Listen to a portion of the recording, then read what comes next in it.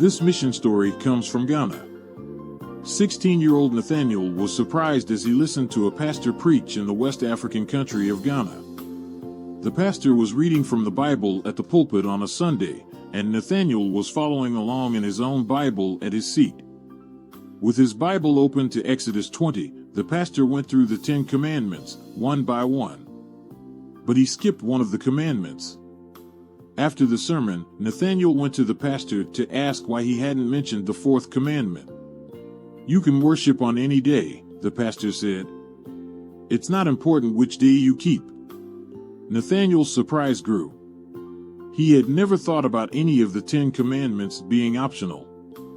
At home, he read and reread the 4th commandment in his Bible. He read the words of God, "Remember the Sabbath day, to keep it holy. 6 days you shall labor and do all your work, but the 7th day is the Sabbath of the Lord your God. In it you shall do no work, you, nor your son, nor your daughter, nor your male servant, nor your female servant, nor your cattle, nor your stranger who is within your gates. For in 6 days the Lord made the heavens and the earth, the sea, and all that is in them, and rested the 7th day.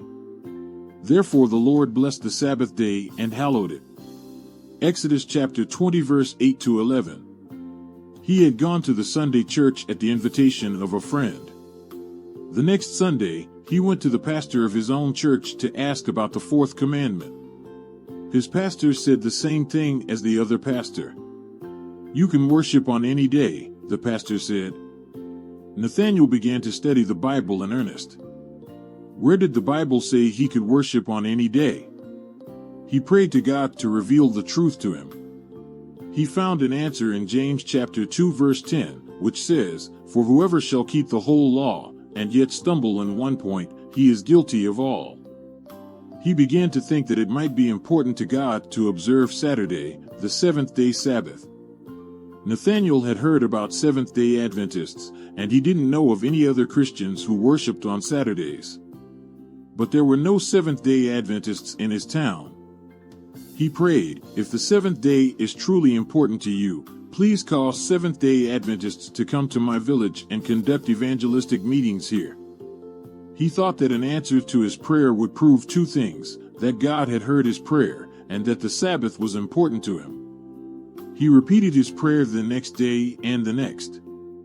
"If the 7th day is the holy day of God, let Adventists come to my town to do evangelistic meetings," he prayed. About 8 months later, the Adventists came. Nathaniel was so happy. At the end of the evangelistic meetings, Nathaniel was baptized, together with his younger sister who had attended the meetings with him.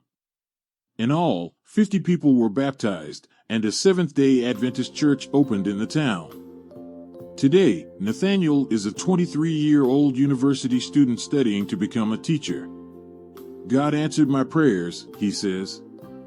"Before the Adventists arrived in my town, they had already won a soul."